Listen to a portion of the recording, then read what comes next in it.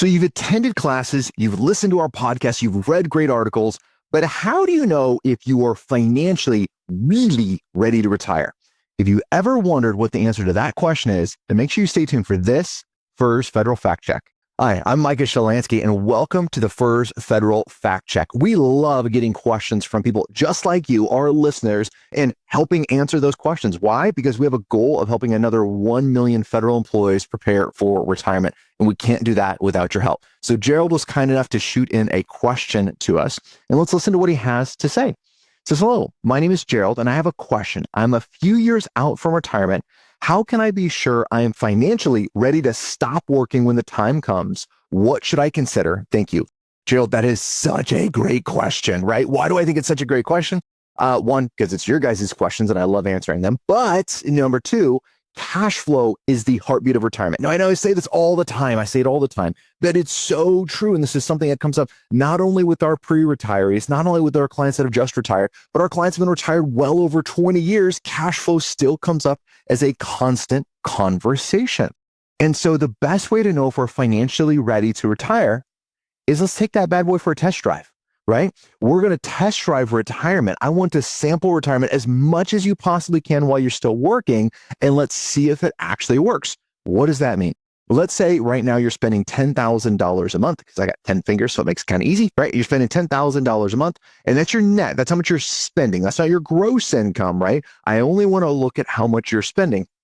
This is why tracking your spending from a cash flow, not from a budget standpoint, from a cash flow standpoint is really, really important. So how do we track a spending from a cash flow standpoint? Well, in my world, I kind of boil it down to 5 basic areas I'd like my clients to track: household, travel, entertainment, medical, and kids, maybe grandkids, right? Those are the 5 categories. You can have different categories, do not have more than 5 categories. Why? 5's manageable. Less is okay, right? You need at least 3, no more than 5, somewhere in between. Here's one of the things that happens with cash flow tracking that becomes such a snafu for a lot of people. And by the way, guilty of it right here in my own personal finances is we have one credit card, and my wife and I put all of the charges on one credit card. Then all of a sudden this month we've overspent whatever that dollar amount is. Let's say it's 10,000 we're supposed to be spending, or well over that 10,000 that particular month. Well, why? We look at the credit card like, oh, it's because we booked that ticket, to where at Hawaii, right? We want to go to a nice destination. So we booked those tickets to Hawaii. That's why our credit card was $15,000 this month and not 10,000. Now the Hawaii ticket was only $2,000, by the way, right? So let's do some quick math. I was at 15,000. So I was 5,000 over. 2,000 of that was for the Hawaii ticket. Where was that other $3,000? Miscellaneous stuff that just came up that I spent money on, but I'm going to overlook it or I'm going to blame it on something else. So I need to add some transparency to where my money goes. This is why we break it down into these different categories. And I know we have separate videos that kind of talk about those in depth, but then I can really look at each one of them and say, hey, am I overspending? And if so, in what category am I overspending? Now, next month, I can get back on track with where I should be. So the number one thing is cash flow. How much a month are we going to be spending in retirement, and are we living on that today? That's the first thing I want to do. Second thing I want to do, simulate retirement income as much as possible. So again, let's say you and your wife are both working, and that's how you guys are getting your wonderful $10,000 a month coming in.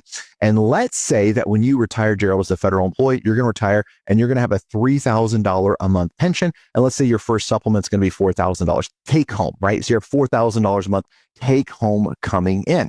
Okay, well, the goal's 10 and you have 4 coming in, right? Let's say your spouse is going to have another $2,000 coming in from whatever source of income. Okay, so now we're at 6,000, right? But we're still short $4,000 a month.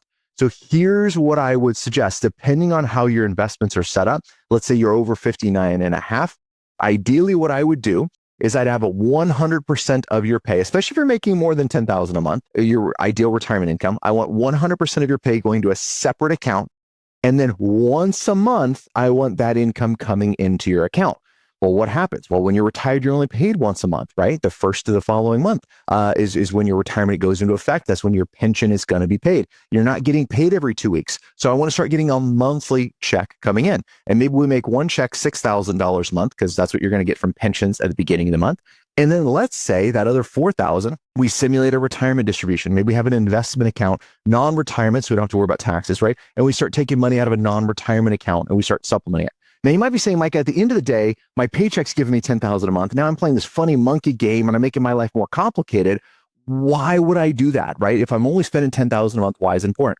Well, sometimes our clients have a little bit of a mental issue being like, hey, are my investments going to be enough? Are these going to be set up the right way? How are these things going to be done? And the more we simulate that 1 to 2 years before retirement, the smoother our clients move into a retirement mode. They get used to getting paid once a month. They get used to the paychecks not being the same, right? They get used to these different changes that are going to take place. And they realize, hey, my investments really can generate this income that I'm supposed to have. Hey, I really can live on this retirement income. And if you're making more than 10 a month, but 10 a month's all you're spending, well, then we're banking all of that other money and it doesn't even hit your checking account. You get used to that retirement check coming in. So simulate retirement as much as possible. Now, if you're going to retire at a younger age, maybe all of your money is pre-tax. We can't do it the same way, but work the best way you can, right? Now, if you're not working with an advisor, make sure you talk to someone about this before you start moving investment money around. How do taxes work? How do penalties work? Make sure you're not, unduly penalized for trying to set this up, because there are ways to do it without penalties. So make sure you're talking to someone who really understands that. But know what your cash flow is. Simulate retirement as much as possible. And I would say the third one on the investment strategy, don't get greedy, right? Our investment strategy, it's kind of boring, quite frankly. It's not, super pizzazz and sparkly with all these fireworks going off. But our clients really like it because we don't see a lot of that excess volatility that sometimes other people see. We want a retirement strategy. We want an investment strategy that just works, right? The exciting part of your life should not be, oh my gosh, am I going to have money in retirement or not because the stock market's volatile? That should not be where your excitement comes from, right? We want a simple strategy that works for the long term. So make sure you're doing that and implementing it well in advance of retirement. And don't get greedy. When markets are up, take your profits. When markets are down, have a war chest, have money on the sides to weather those downturns, because they will happen again and again. I may not know why they're going to happen. I may not know when they're going to happen, but I know they're going to happen. And I want my clients prepared for that. And I want you prepared for that as well. So I hope this video has been a benefit. Get this information out there. We're really trying to grow and help you federal employees as much as we possibly can. And if you have a question that you'd love to get answered, then make sure you submit it to us. Go ahead and call us in. You can leave it on a voice recording. We'll play your message, and then you might be featured in the next FERS Federal Fact Check. Till next time, happy planning.